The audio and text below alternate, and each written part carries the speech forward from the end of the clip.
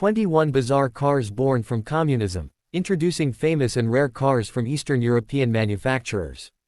Famous cars like the Trabant and Lada are just the tip of the iceberg of the Eastern European and Russian automotive industries. State-owned car manufacturers in the communist bloc provided cars to millions of people with limited funds.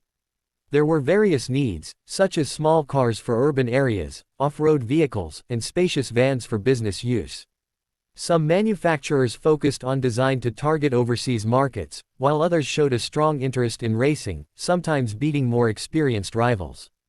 In this article, we will introduce the hits, failures, and oddities produced by the Eastern European and Russian automotive industries, from modest economy cars with Italian genes to experimental mid-engine coupes. Please note that this is only a small sample. Zastava, a former Yugoslavia, partnered with Fiat in 1954 to produce the 1400 model. However, due to its relatively large size and high price, it sold poorly in Yugoslavia. The company then switched to a lower-cost approach and obtained a license to produce the then-new Fiat 600. Early models were assembled locally, with parts shipped from Italy, but growing demand led to the car being built from scratch. The 600 underwent several modifications under Zastava's management, including the name change to the 750, but was not as radically modified as the four-door body style produced by Spain's Seat. The final evolution, the 850, featured an 848cc four-cylinder engine with 32 horsepower and a 0 to 100 km/h time of 29.4 seconds. In comparison, the early 600 had 21.5 horsepower and took more than a minute to accelerate from 0 to 100 km/h. Tatra wrote its own chapter in the history of automotive design. Introduced in 1956, the 603 was a very advanced model, with an aerodynamic body that is still relevant today and an air-cooled V8 engine mounted at the rear of the passenger compartment. In Eastern Europe, the Tatra 603 was also a symbol of fear and domination, since it was mainly used by government officials. It's the kind of car you don't want to see parked in front of your house in the early hours of the morning. Tatra exported some of its cars, which is why Cuba's Fidel Castro got a white model with air conditioning. Czech car maker Skoda looked to the west for the 1000 MB.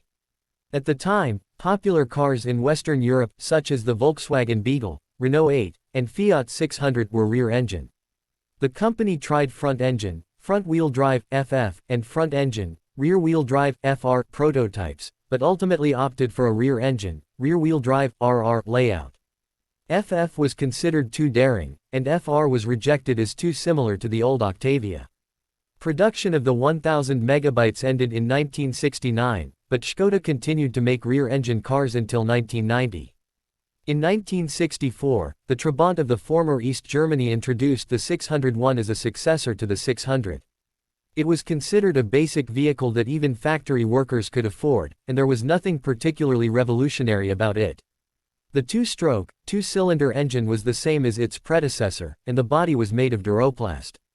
In terms of design, it looked like a Peugeot 404 shrunk in a washing machine. The authorities had planned to introduce a successor to the 601 in the early 1970s, but in the end, they continued to produce it in almost the same form until 1990. After German unification in 1989, the value and image of the Trabant plummeted. East Germans could now afford high-performance, modern cars from the West, and they no longer paid attention to the Trabant. This created an unexpected problem of disposing of the thousands of Trabants abandoned throughout East Germany. Because the body was not made of metal, traditional scrappers could not take them. Some people proposed to melt them down to use as fuel for home heating, but one company even developed a bacterium that ate the body in just 20 days. The East German Wartburg 353 was a significant evolution in design compared to the 312 that preceded it. Its straight-line exterior perfectly matched the style that was in vogue in the late 1960s. But what was under the hood was still outdated. The focus on keeping development costs down meant that the car was fitted with an old two-stroke, three-cylinder engine with a maximum output of 45 horsepower. This made it difficult to sell in Western Europe, but Wartburg still exported at least 20,000 right-hand drive cars between 1968 and 1976.